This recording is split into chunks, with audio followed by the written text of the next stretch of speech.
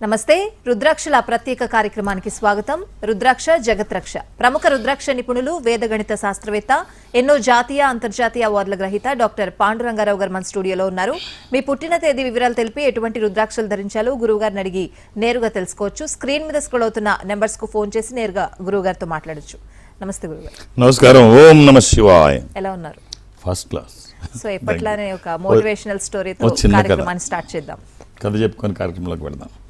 గగన విహారం చేసుకుంటూ ఇంద్రుడు వెళ్తున్నాడు ఆకాశ మార్గంలో. మేఘాల మధ్యలో నుంచి చక్కగా హాయిగా విహరిస్తున్నాడు. భూమి మీదకి ఒకసారి చూశాడు. ఎవరో రైతు పాపం దున్నుకుంటున్నాడు. సడన్గా గుర్తొచ్చింది, వీటన్నిటికీ అధిపతి నేను కదా, వాతావరణానికి. దున్నుతున్నాడంటే వర్షం పడుతుందా? నా ఎరుకలో వర్షం లేదే, ఇవాళ రేపు ఏం వర్షం లేదు, ఎందుకు దున్నుతున్నాడు పిచ్చ రైతు, వృధా పరిశ్రమ కదా అనుకొని తెలుసుకుందాం అని మారు వేషంలో మనిషిలాగా వచ్చి ఆ రైతు దగ్గరికి వెళ్ళి, ఏమయ్యా వర్షం వచ్చే ఆలోచన అవకాశము లేదు, నువ్వెందుకు దున్నుతున్నావు అంటే, అయ్యా నాకు అనిపిస్తుంది ఈ రాత్రికి వర్షం పడుతుందని. పేదవాడిని చిన్న రైతుని ముందు దున్ని పెట్టుకోకపోతే వృధా అయిపోతుంది, అందుకనే నా ప్రయత్నం నేను చేస్తున్నానయ్యా అంటే, వర్షం లేదు ఏం లేదు పో, ఏం పడదు అంటాడు. అని చెప్పి వెళ్ళిపోతాడు. అయినా రైతు వినకుండా దున్నుతున్నాడు. ఏమిటి వీడి చాదస్తం అని చెప్పి పైకి వెళ్ళి అసలు తెలుసుకుందామని చెప్పి వర్ణుని అడుగుతాడు, వర్షం పడుతుందా? లేదు. మరి ఎందుకు దున్నుతున్నాడు? ఓ పని చెయ్యి, నువ్వు వర్షం పడకు, నేను చెప్పినా కూడా అప్పుడు పని మానట్లేదు, ఇవాళ రేపు 2 రోజులు నువ్వు వర్షం పడద్దు అంటే, అలాగే దానికి మానేస్తాను, కానీ నాకు బలహీనత ఉంది, చల్లగాలు తగిలితే పడతా అంటే వాయువులు పిలబడ్డా వస్తాడు. వచ్చిన తర్వాత ఇవాళ రేపు నువ్వు తను వీయకూడదు, అలాగే మానేద్దాం. కానీ నాకు బలహీనత ఉంది, ఏమిటంటే కప్పలు అరిస్తే నేను కదులుతా. అయితే మండోకి మా రాజుని పిలవండి, వస్తాడు. నువ్వు అరవద్దు 1-2 రోజులు, ఈ 2 రోజులు నువ్వు అరవద్దు, ఇంద్రుడు అంతటి వాడు చెప్తే నేను ఎందుకు అరుస్తాను స్వామి, నోటికి తాళం వేసేసుకుంటాను, మొత్తం మా కప్పజాతి అంతా తాళం వేసేసుకుంటాను. కానీ మాకు బలహీనత ఉంది, ఏమిటి అంటే మినుగుర్లు కదిలితే మేము అరుస్తాం, మినుగుర్లన్నింటినీ పిలవండి, మీరు అసలు కనపడకూడదు అంటే, అయ్యా తమరంతటి వారు చెప్పారు ఇంటికి తాళం వేసుకొని లోపలే ఉంటాం, బయటికి రాం, చిన్న జీవులం మాదెంత, అసలు బయటికి రాం, మీ అంతటి వారు చెప్పారు. సరే బాగానే ఉంది. ఇదంతా అయిపోయింది, వర్షం పడింది, రైతు మొత్తం దున్నేశాడు, వర్షం బేభత్సంగా పడిపోయింది. తను అనుకున్న దానికంటే చాలా బాగా పడింది. ఇంద్రుడికి అర్థం కాల, అరే వర్షం ఎలా పడింది, ఎలా దున్నేశాడు, ఎలా వర్షం పడింది. ఇప్పుడు వర్ణుడు పిలిచాడు, నేను చెప్పాను కదా నువ్వెందుకు పడ్డావు. నేనేం పడడం కాదు, గాలి వీచింది, నువ్వెందుకు వీచావు, కప్పలు అరిశాయి, మీరెందుకు అరిశారు, మినుగుర్లు కనిపించాయి. మినుగుర్లు పిలుస్తాడు, అసలు మేము ఇంట్లో బయటకు రాలేదు సార్, మేము రావడం ఏంటి, ఇది నిజం కాదు అంటే, అటుగా వెళుతున్న నారదుడిని అడుగుతాడు ఇంద్రుడు, ఏం జరిగింది నారద మునీంద్ర, అసలు ఏంటిదంటే, ఏమీ లేదు, ఆ రైతు పొలం దున్నుతున్నాడు, ఆలస్యమైంది, ఒక్కడే కష్టపడుతున్నాడు, చీకటి పడుతోంది, భార్య వచ్చింది, ఏమిటండి చీకటి పడుతుంది, ఒక్కళ్ళే చాదస్తం, ఇంటికి రండి, ఎంతసేపు పొలంలో పడతారు, ఆలస్యం అయిపోయిందంటే, లేదు ఈ రాత్రికి వర్షం పడుతుందని నేను అనుకుంటున్నాను, వర్షం పడితే అంత వృధా అయిపోద్ది, దాన్ని దున్ని పెట్టుకుంటే మంచిది కదా, అయితే మీరు ఒక్కళ్ళే ఏం కష్టపడతారంటే 2 పిల్లలు కూడా తీసుకొస్తాను, 2 పిల్లలు మొత్తం అందరం కూడా చేద్దాం అని చెప్పేసి 2 పిల్లల్ని తీసుకొని వచ్చి, ఆ 2 పిల్లలు తల్లి చేతిలో లైట్లు పెట్టుకొని డ్యూటీలు పెట్టుకొని దున్నుతుంటే సాయం చేస్తున్నారు. ఈ దీపాలని గాలికి కదులుతూ ఉంటే కప్పలు మినుగుర్లు అనుకున్నాయి, అవి బెకబెకమనరిసాయి, కప్పల హరంగానే గాలి కదిలింది, గాలి కదలంగానే వర్ణుడు వర్షించాడు, బ్రహ్మాండమైన వర్షం. సో నీ సంకల్పం గొప్పదైతే ప్రకృతి పరమేశ్వరుడు కూడా సహకరిస్తాడు. నీ మీద నమ్మకం ఉంచు, భారం భగవంతుని మీద వేయి. ఎప్పుడూ ఏ డోరు ఓపెన్ అవ్వకపోతే 11th అవర్లో ఓపెన్ అయ్యే డోరు ఆ భగవంతుడు. సో ఆయన మీద విశ్వాసం ఉంచు, నువ్వు చేయాల్సిన పని చేయి, కర్మ నువ్వు చేయి, ఫలితం ఆయన ఇస్తాడు. ఆల్రెడీ గురుగారు కాలర్ వెయిట్ చేస్తున్నారు హైదరాబాద్ నుంచి సత్య గారు. సత్య గారు నమస్తే. నమస్కారం అండి, మాట్లాడండి గురు. అమ్మా ఓం నమ శివాయ. నమస్కారం గురుగారు. అమ్మ డేట్ ఆఫ్ బర్త్. ఎలా ఉన్నారు గురుగారు? నాకేమమ్మా first class. Date of birth 23/7/1993. అవును గురుగారు. 1993. మా వదినకి వేసాము, బాగుంది, పిల్లలు ఫ్యామిలీ అంతా. ఇది శుక్రవారము. ఓకే గురుగారు. అవును గురుగారు. అలాగే ఇది పంచమి, శుక్లపక్షము, శుద్ధ పంచమి. ఇది సింహరాశి, పుబ్బ నక్షత్రము, పూర్వ పాల్గొని. అవును వేయాల్సిన రుద్రాక్ష త్రయోదశముఖి రుద్రాక్ష కానీ, నవముఖి రుద్రాక్ష కానీ. త్రయోదశి ఇది ఇంద్ర రుద్రాక్ష, రూలింగ్ రుద్రాక్ష, కమాండింగ్ రుద్రాక్ష. అనుకున్నది సాధించడానికి, సంకల్పం సిద్ధించడానికి, కోర్కెల సాఫల్యం కోసం జాతకపరంగా అవసరమైంది కూడా త్రయోదశి అంటే 13. ఒకవేళ అది కుదరకపోతే నవముఖి అమ్మవారి స్వరూపం, విజయాలు చేకూర్చి దోషాలు నివారించేది. 24/7 ఎప్పుడూ వేసుకోవచ్చు. అంటే మనం చేస్తున్న పనికి ఒక దైవికమైన సహకారం తీసుకుంటే ఆ వచ్చే ఫలితం ఖచ్చితంగా బాగుంటుంది. నియమాలు ఏమి లేవు, వీలైతే ఏదైనా ఒక్కటి అంత ఎవరో వేసుకున్నారని చెప్తున్నారు, బాగుందని చెప్తున్నారు కదా, ఇది కూడా వేసి చూడండి, చాలా బాగుంటుంది. All the best. రైట్ గురుగారు. నెక్స్ట్ కాలర్ హైదరాబాద్ నుంచి గోపాల్ రెడ్డి గారు. గోపాల్ రెడ్డి గారు నమస్తే. నమస్కారం అమ్మా. మాట్లాడండి గురుగారు. సార్ గోపాల్ రెడ్డి గారు. నమస్కారం సార్. ఓం నమ శివాయ. ఎలా ఉన్నారండి? బాగున్నాను sir. Sir date of birth 16/60 June 10.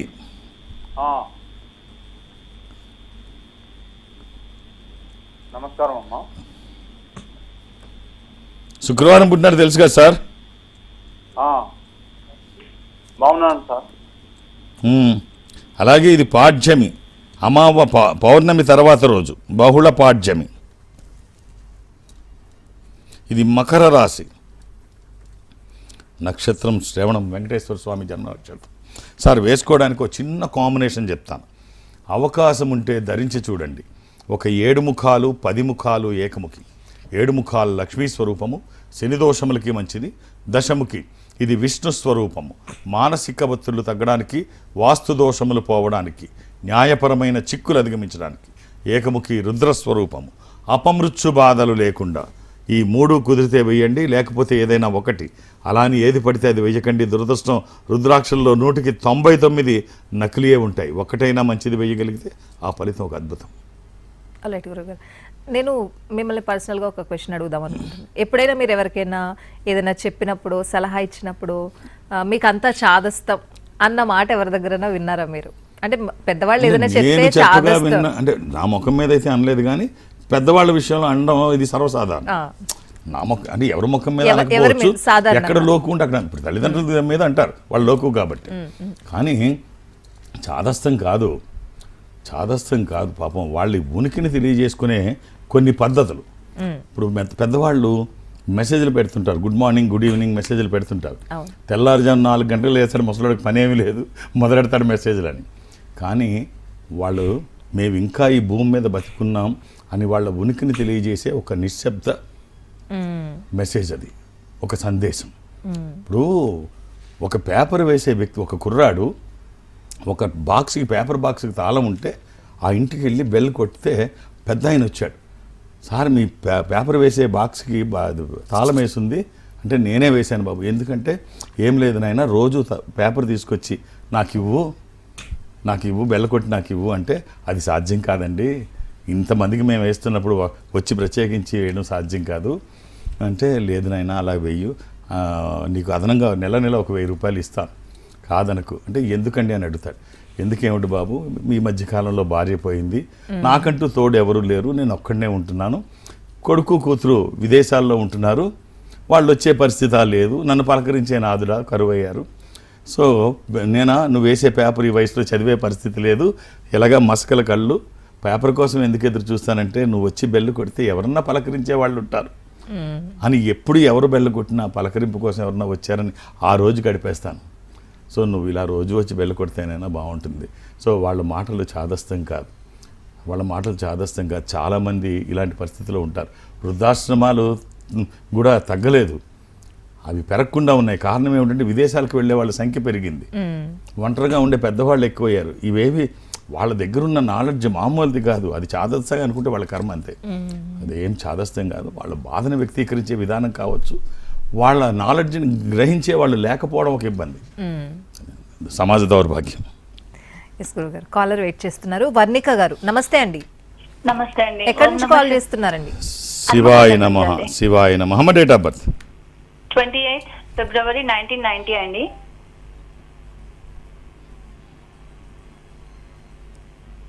అమ్మ బుధవారం, ఇది బుధవారం పుట్టినట్టు తెలుసా? అవునండి, ఇది నా గురించేనండి. నేను బిజినెస్ ఇది పెట్టాలనుకుంటున్నాను. పాడ్యమి, శుక్లపక్షము, శుద్ధ పాడ్యమి.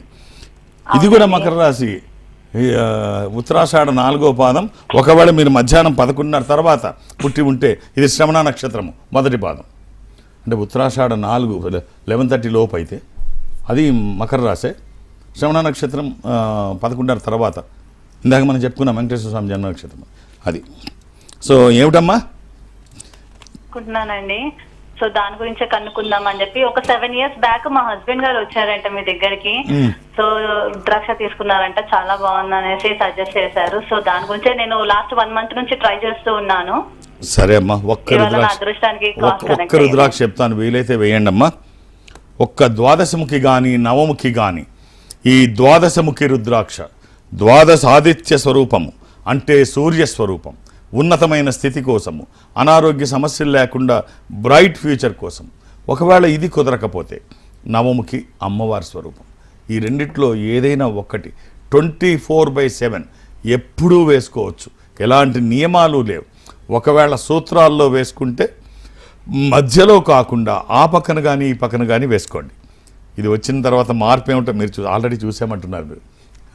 రుద్రాక్ష ధారణ చాలా బాగుంటుంది. All the best. రైట్ గురుగారు. వెస్ట్ గోదావరి నుంచి రాజేంద్ర ప్రసాద్ గారు కాల్ చేశారు. నమస్తే అండి. నమస్తే మేడం, మాట్లాడండి. రాజేంద్ర ప్రసాద్ గారు.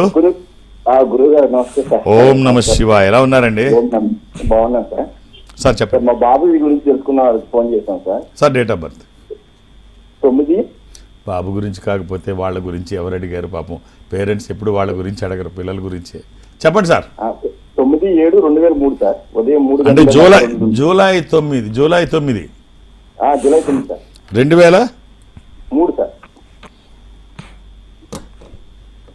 బుధవారం నాడు 3:42 సార్ ఉదయం తెల్లవారుజాము. ఆ రోజు ఏకాదశి కూడా సార్, శుద్ధ ఏకాదశి బుధవారము. ఇది వృశ్చిక రాశి, స్కార్పియో. సార్ ఈ అబ్బాయి విదేశాలకు వెళ్ళే అవకాశం చాలా ఎక్కువ ఉందండి. దాని గురించి సార్ ఫోన్ చేసింది. మొన్న ఇంజనీరింగ్ అయిపోయింది సార్. మాస్టర్స్కి పంపిద్దామని. అంటే కొద్దిగా మనం చేసిన కొన్ని రిజెక్ట్ అవుతున్నాయి సార్. ఏం చేయాలి అంటే బాబు కొద్దిగా టెస్ట్ రాశాడండి అబ్బాయి? బాబు రాశాడా? Total test of English and foreign language. మొన్న అంటే ఆగస్టుకి వచ్చే జనవరికి వెళ్దారనుకున్న ప్లాన్ ఉన్నాం sir. Very good, very good అండి. ఒక్క రుద్రాక్ష చెప్తాను, వీలైతే అబ్బాయికి వేసి చూడండి. ఇది వచ్చిన తర్వాత చాలా బాగుంటుంది. మీరు ఆశ్చర్యపడే ఫలితం ఉంటుందంటే అతిశయోక్తి కాదు. ఒకటి, ఇది చతుర్దశముఖి, సాధారణంగా ఎవరికో కానీ చెప్పను. ఇది రుద్రనేత్ర స్వరూపము, స్వామివారి 3వ నేత్రం. శత్రుభయాలు లేకుండా, గ్రహపరమైన దోషాలు లేకుండా, అపమృత్యు బాధలు లేకుండా. దీనికి అధిపతి శని, అంటే అబ్బాయి జాతకానికి సంబంధించింది. అది కుదరకపోతే త్రయోదశి, అది కుదరకపోతే ద్వాదశి. చూడండి జాగ్రత్తగా, వీటిల్లో నకిలీల శాతం చాలా ఎక్కువ ఉంటాయి. ఒక్కటైనా మంచిది వేయగలిగితే ఒక రక్షణ కవచమే. మీ ఆశీర్వచనము, వాళ్ళ ప్రయత్నము, ఈశ్వర అనుగ్రహము. నా వంతు బాధ్యతగా జాతకాన్ని వేదగణితంతో అధ్యయనం చేయడం వల్ల జాతకంలో ఉన్న దోషాలు నివారించబడతాయి. నేను అడ్వైస్ చేసే రుద్రాక్ష కూడా స్వయం ఈశ్వర స్వరూపం. ఈశ్వరుడు ఐశ్వర్యాధిపతే కాదు, గ్రహాలకి అధిపతి. ఈశ్వరుడే రుద్రాక్ష రూపంలో గుండెల మీద నడయాడుతూ ఉంటే వ్యతిరేక శక్తులు దరిదాపులకి రావు. విజయాలు ఎప్పుడూ మన పక్కనే ఉంటాయి. అవకాశం ఉంటే ఏదైనా ఒక్కటి ఇచ్చి చూడండి. ఆల్ ది బెస్ట్ అండి. రైట్ గురుగారు. ఇంతకుముందు చాదస్తం గురించి మాట్లాడుతూ పెద్ద ఆయన గురించి చెప్పారు. ఇది ఆడవాళ్ళ విషయంలో ఎలా ఉంటుంది గురువుగారు? ఇప్పుడు తండ్రి ప్రేమ కనిపించదు, తల్లి ప్రేమ కనిపిస్తూ ఉంటుంది. అది కూడా గుర్తించినటువంటి వాళ్ళు చాలామంది సమాజంలో కనిపిస్తున్నా గుర్తించినటువంటి వాళ్ళు చాలామంది ఉంటారు. అలాగే ఒక పిల్లాడు వచ్చి, కొడుకు వచ్చి, అమ్మా ఇప్పుడు దాకా నువ్వు నాకు చాలా చేసావు, ఇదిగో నేను వెళ్ళిపోతున్నా, నా దగ్గర ఈ డబ్బు మిగిలింది, ఇది నీ దగ్గర ఉంచుకో, హ్యాపీగా ఖర్చు పెట్టుకో, నీ రుణం తీర్చుకునే అవకాశం నాకు ఇంతకాలానికి దొరికింది అంటే, నాయనా ఈ డబ్బు వద్దు కానీ నీ దగ్గర పెట్టుకో, నా రుణం తీర్చుకోవాలనుకుంటే ఎలాగ వెళ్ళిపోతానంటున్నావు కదా, ఒక్కరోజు ఇవాళ నాతో పాటు నా పక్కన పడుకోనాయన, చిన్నప్పుడు నువ్వు ఎలా పడుకున్నావో అలా ఒక్కరోజు పడుకొని వెళ్ళిపోనాయన, నాకు ఈ డబ్బు ఇది ఏమీ వద్దు, నా రుణం ఆ రకంగా తీర్చేసుకో అంటే, తల్లి ఇంతగా రిక్వెస్ట్ చేస్తుంది కదా అని ఆ రోజు అమ్మతో పడుకుందాం అనుకున్నాడు. పడుకుంటాడు. కాసేపటికి నాయన మంచినీళ్ళు కావాలి, దాహం వేస్తోంది, మంచినీళ్ళు ఇస్తాడు. మళ్ళీ ఓ 15 నిమిషాల తర్వాత మళ్ళీ లేచి కొడుకుని లేపి, బాబు కొంచెం నీళ్లు, ఆ వణుకుతున్న చేతులతో నీళ్లు ఒలికిపోతున్నాయి మీద, అలాగే తాగుతోంది. మళ్ళీ కాసేపటికి ఇలా 4-5 సార్లు పక్క తడుపుకుంటుంది, నీళ్ళు చిరాకు వస్తుంది, నీ పక్కంతా తడిపేసే బుద్ధి లేదా? ఎన్నిసార్లు నీళ్ళు అడుగుతావు? తెల్లారే వరకు అడుగుతూనే ఉంటావా? ఇంక నీకేం పని లేదా? నీళ్లు తాగడమే పనా? చూడు పక్కంతా తడిచిపోయింది, ఎలా పడుకోవాలి? ఇంకెప్పుడు ఇలా చెప్పక నాకు అంటాడు. అప్పుడు చెప్తాడు, నువ్వు రుణం తీర్చుకుంటానన్నావు కదా నాయనా, అందుకే పడుకోమన్నాను. నువ్వు రోజు 1, 2 అన్నీ నా పక్కలోనే, మలమూత్రాలు 2 పక్కలోనే, బట్టలు మార్చి మళ్ళీ నువ్వు శుభ్రం చేసి తెల్లవారులు నువ్వేం చేసినా ఇదే పని. తడిచిపోయిన పక్క నేను పడుకొని పొడిగా ఉన్నది నీకు వేసి ఇలాగా నెలలు రోజులు కాదు నాయన, సంవత్సరాలు నీకుగా నువ్వు నీ పనులు నువ్వు చేసుకునే వరకు, నువ్వు స్వతంత్రంగా పడుకునే వరకు, నువ్వు బాత్రూమ్కి వెళ్ళే వరకు కూడా ఇన్ని సంవత్సరాలు నేనే చేశా. ఒక్క రోజుకి ఇంత కష్టమైందే. నువ్వు నీ తల వెంట్రుకలు ఎన్నున్నాయో అన్ని జన్మలు ఎత్తిన నువ్వే కాదు, ఎవ్వరూ కూడా తల్లి రుణం తీర్చుకోలేరు. ఈ పదం కరెక్ట్ కాదని నీకు తెలియజేయడం కోసమే నీ డబ్బొద్దని చెప్పాను. సో తల్లి పాత్ర అలా ఉంటుంది, గుర్తించగలిగితే. అమ్మ గురించి ఎక్కడ తక్కువగా మాట్లాడరు, అమ్మది చాదస్తం అనుకోరు, అమ్మ లేకపోతే బాగుంటుంది అనేటువంటి వాళ్ళు కూడా అక్కడక్కడ మనకు కనబడుతుంటారు. అంతకంటే దౌర్భాగ్యం ప్రపంచంలో ఇంకేముండదు. సో అమ్మ నాన్న ఇద్దరు ఎవ్వరూ తక్కువ కాదు. ఒకళ్ళ జీవితాన్ని ఇస్తే ఇంకొకళ్ళ భవిష్యత్తుని ఇస్తారు. కాబట్టి వాళ్ళ అవసరం, పెద్దవాళ్ళ అవసరం సమాజానికి ఉంది. వాళ్ళని నిర్లక్ష్యం చేస్తే నీకు భవిష్యత్తు ఉంటుంది. చాలా బాగా చెప్పారు గురువుగారు. కాలర్ వెయిట్ చేస్తున్నారు, పులివెందుల నుంచి మాధవేశ్వర్ రెడ్డి గారు. నమస్తే అండి. రైట్, నెక్స్ట్ కాలర్ లైన్ లో ఉన్నారు. నాగరాజు గారు నమస్తే. నమస్తే అండి. ఎక్కడి నుంచి అండి? నేను చింతలపూడి దగ్గర నుంచి మాట్లాడుతున్నాను, ఏలూరు జిల్లా అండి. మాట్లాడండి గురువుగారితో. సార్ గురువు గారు నమస్తే సార్. ఓం నమ శివాయ. ఎలా ఉన్నారు సార్? కొంచెం బాగా ప్రాబ్లం ఉంది సార్ మాకు మనీ పరంగా. చెప్పండి. జాతకం అసలు ఏం బాగలేదు సార్ నాది. ప్రాబ్లం లేని వాళ్ళ పేరు ఒక్కటి తెలుసా మీకు? చెప్పగలరా? సార్ కామన్ మ్యాన్ దగ్గర నుంచి రాష్ట్రపతి వరకు ప్రాబ్లమ్స్ లేని వాళ్ళు, అందుకు ఆర్థిక సమస్యలు లేనటువంటి వాళ్ళు ఎవరు ఉండరండి. ఒకసారి మీ డేట్ ఆఫ్ బర్త్ ఇవ్వండి. 36 సార్. 36/1983 సార్. ఏం చేస్తున్నారు మీరు? నేను ఆటో తోలుతాను సార్, వ్యవసాయం కొద్ది చేస్తాను సార్. ఎన్ని ఎకరాల వ్యవసాయం ఉంది? ఇది గురువారం నాడు. సొంత భూమి ఏం లేదు సార్, కౌలుకే తీసుకొని చేస్తూ ఉంటాను సార్. ఎన్ని ఎకరాలు చేస్తున్నారు? 2 ఎకరాలు సార్.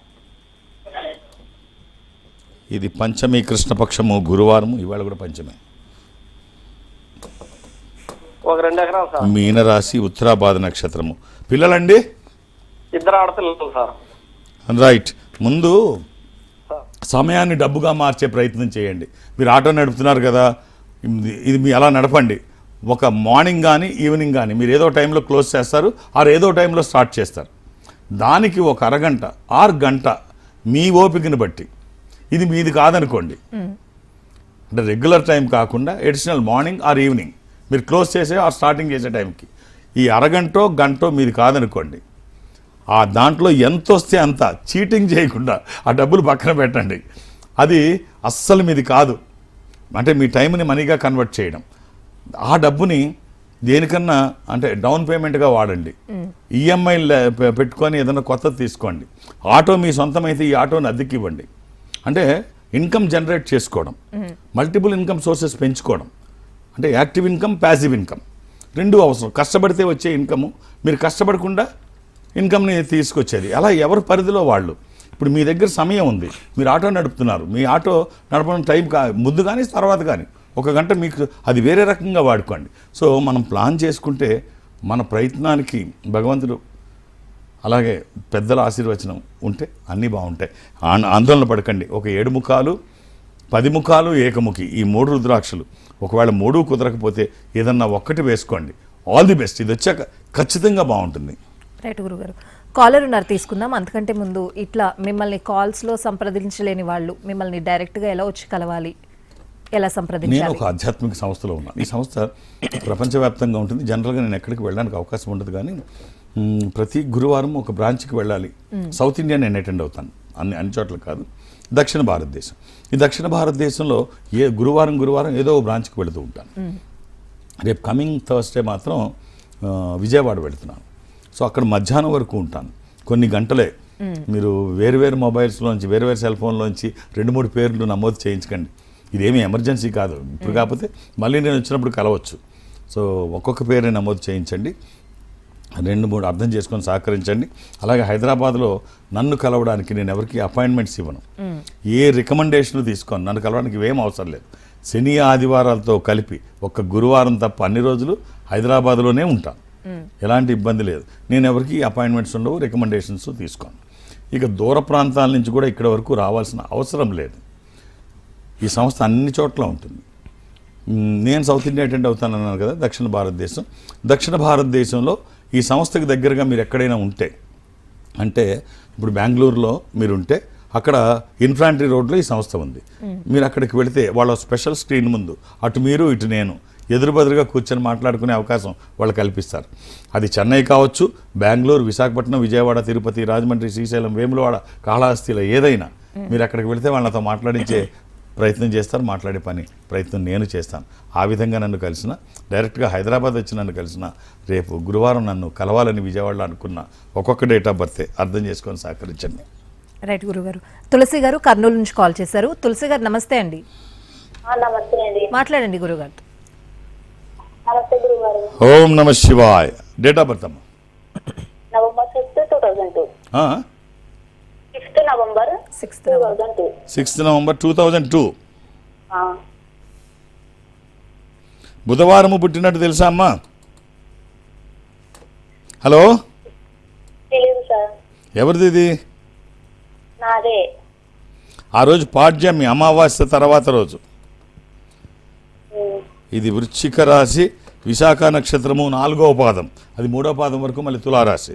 రైట్ అమ్మ. ఒక్క రుద్రాక్ష సింపుల్గా 9 ముఖాలు కానీ 8 ముఖాలు కానీ, నవముఖి అమ్మవారి స్వరూపము, అష్టముఖి గణపతి స్వరూపము, ఆటంకాలు లేకుండా ఏది వీలైతే అది శరీరానికి తాకే విధంగా వేసుకొని చూడమ్మా, చాలా బాగుంటుంది. All the best. రైట్ గురుగారు. చాలా మందికి నాలెడ్జ్ ఉంటుంది కానీ లౌక్యం ఉండదు. నాలెడ్జ్తో పాటు లౌక్యం కూడా ఉండాలి అని చెప్తూ ఉంటారు. అసలు ఏంటి లౌక్యం అంటే? లౌక్యం లేకపోతే అస్సలు ఎందుకు పనికిరారు. మీకు ఎంత గుమ్మడికాయ ఎంత నాలెడ్జ్ ఉన్నా ఆవగింజంత లౌక్యం ఉండాలి. అది లౌక్యం ఉంటే ఎంతటి ప్రమాదకరమైన సిచ్యువేషన్లో అయినా సింపుల్గా బయటపడిపోవచ్చు. లేకపోతే చిన్న చిన్న విషయం మురికాళ్ళలో పడిపోతాం, ప్రాణం పోగొట్టేసుకుంటాం. ఒక భర్త ఫ్రెండ్స్ని తీసుకొచ్చి, ఫ్రెండ్స్ అందరూ వచ్చారు, అందరికి టీ పెట్టి అన్నాడంట భార్యతో. పిచ్చమాలోకం, ఒకసారి లోపలికి రా, అసలు ఏది పడితే అది చెప్పేస్తావు, పిలిచే ముందు నన్ను ఒక మాట చెప్పొద్దా, పైపెచ్చి అనౌన్స్ చేసావు టీ పెట్టమని, ఇంటి దగ్గర పంచదార లేదు, అసలు ఏమీ కనుక్కోవు, ఎలా పెట్టను అని అడిగితే, ఏం పర్వాలేదు నువ్వు పంచదార లేకుండా టీ పెట్టి నేను మేనేజ్ చేసేస్తానంటాడు. పంచదార లేకుండా నువ్వు టీ పెట్టినే చూసుకుంటాను అన్నాడు. పంచదార లేకుండా అమ్మాయి టీ పెట్టేసింది. అందరికీ టీ తీసుకొచ్చి ఇస్తుంటే ఆ టీ తాగేలోపు ఒక్క నిమిషం అని చెప్తాడు. ఏమిటి అంటే, మనకు సాయంత్రం ఫంక్షన్ ఉంది కదా, సాయంత్రం పార్టీకి వెళ్తున్నాం కదా, ఈ టీలో ఒక టీలో షుగర్ వేయలేదు, అన్నిట్లో వేశారు, ఒక దాంట్లో వేయలేదు. ఎవరికి షుగర్ లెస్ టీ వస్తుందో వాళ్ళు సాయంత్రం పార్టీలో బిల్లు పే చేయాలి. సో ఇక్కడ అందరూ కమల్ హాసన్లే, అందరూ టీ తాగా ఎక్కువైపోయింది, నాకు షుగర్ ఉందని తెలుసు కదా, ఎందుకు వేసామమ్మా, కొంచెం తగ్గితే బాగుంది షుగరు, ఈ ఎవరికాళ్ళు బాగా నటించేశారు. సో ఇలాగే అంటే ఇది చిన్న నవ్వుకోవడానికి కావచ్చు. నా లౌక్యం అనేది ఉంటే ఎంతటి విపత్తులోనైనా ఎంతటి కష్టంలోనైనా ఆ లౌక్యం మనల్ని నెట్టుకొచ్చేస్తుంది. మనకి భగవద్గీతలో శ్రీకృష్ణుడు మొత్తం చూపించేది లౌక్యమే. అంత కృష్ణమాయ అంటాం కదా, అంతా మాయ లౌక్యమే. మనకి ఎంత నాలెడ్జ్ ఉన్నా ఈ లౌక్యం చాలా అవసరం. చాలా బాగా చెప్పారు గురువుగారు. వాళ్ళ కార్యక్రమంలో చాలా మంది ప్రశ్నలకి జవాబులు కూడా ఇచ్చారు. థ్యాంక్ యూ గురుగారు. ఓం నమ శివాయ్. ఇది వాళ్ళ కార్యక్రమం. నమస్తే.